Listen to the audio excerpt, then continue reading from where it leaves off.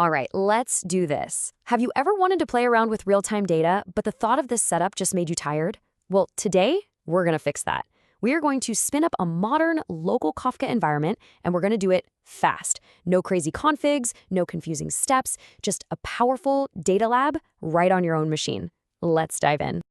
So, if you've ever glanced at Apache Kafka, you know it's an absolute beast for handling real-time data streams. But let's be real for a second. Getting started with it can feel, well, a little intimidating, right?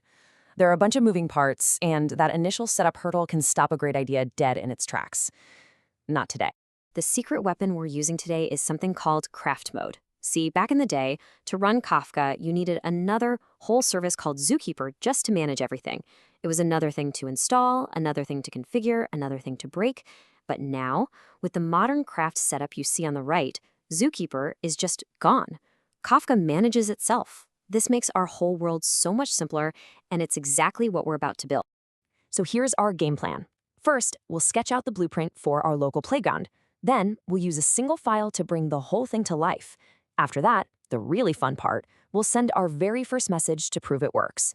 And to wrap it all up, I'll give you a handy cheat sheet with all the commands you'll need. Sound good?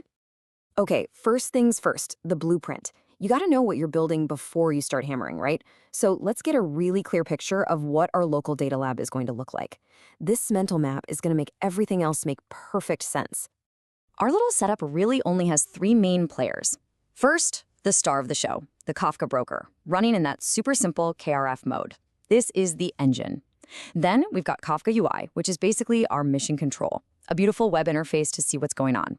And finally, Docker. Docker is the stage where this all happens, keeping everything nice and tidy in containers. And here's how it all plugs together. See? Everything is running inside Docker on your machine. We're just going to open up 2 little doorways, or ports, to the outside world. Port 9092 is how we're going to talk to Kafka itself, sending and receiving messages. And port 8080 is our little window into the Kafka UI. That's it. Simple, clean, and contained.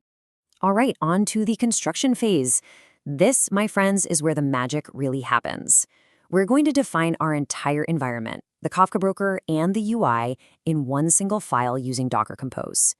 Think of it as the master blueprint for our entire project. And if you look inside that file, this is pretty much the heart of it. We're defining 2 services. The first one is Kafka itself, our broker. The second one is Kafka UI, that handy web interface we just talked about. We're just telling Docker, hey, I need these 2 things. That's the core of the whole setup. Now, check this out. This one line right here, this is the secret sauce. Kafka process roles, broker, controller. This is us telling Kafka, hey, you're in charge now. You're going to be the data broker, and you're going to be your own manager. This is the magic line that lets us completely forget that ZooKeeper ever existed. So how do we actually talk to our Kafka instance? This line right here. This ports section is like a tunnel. It connects port 9092 inside the Docker container to port 9092 on our actual computer. This is the bridge that lets our applications connect to Kafka. It's our front door. And once that file is saved, bringing our entire lab to life is this easy. One command, Docker Compose up-d, starts everything up in the background. Then, a quick Docker Compose PS, just to make sure both of our containers are up and happy. 2 commands, and you have a fully operational Kafka cluster. How cool is that? Okay, the cluster's running, the lights are on, but how do we know it actually works? Time for the moment of truth. Let's send our very first message into the system and make sure we can get it back out. Now we've got 2 awesome ways to poke around our new cluster. First, we'll use the visual approach with the Kafka UI, which is great for getting a bird's eye view. Then, for anyone who loves the terminal, we'll get our hands dirty with the command line tools that come built right into Kafka. So first up, pop open your web browser and head over to localhost port 8080, and boom, you should see the Kafka UI dashboard. From right here, you can see that your broker is online, you can browse topics, and you can even send messages. It's a fantastic way to visually confirm that everything is working. Now for the command line, we're going to do a simple 4-step dance. First, we'll jump inside the Kafka container. Then, we'll create a little channel for our messages. That's called a topic. Next, we'll shout a message into that topic. And finally, we'll listen to get that message back. Okay, here are the first 2 commands. That docker exec command, it's like we're teleporting directly inside the running Kafka container. Once we're in, we use the Kafka Topics tool to create our topic. We'll just call it My First Topic. And just like that, the stage is set for our first message. Next, we fire up the console producer. Now, when you run this, your terminal is just going to sit there with a blinking cursor. Don't worry, it's not broken. It's just waiting for you to type your message. So go ahead, type Hello Kafka, and hit Enter. You've just sent your first message. That's the call. And now for the response.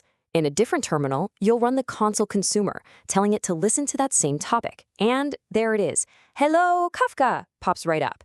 The message went in, and it came back out. It works. That is a successful round trip, my friend. Okay, you are officially up and running, but you're going to need a few commands to manage this new playground of yours, right? Well, don't worry, I've got you covered. This next bit is your new best friend.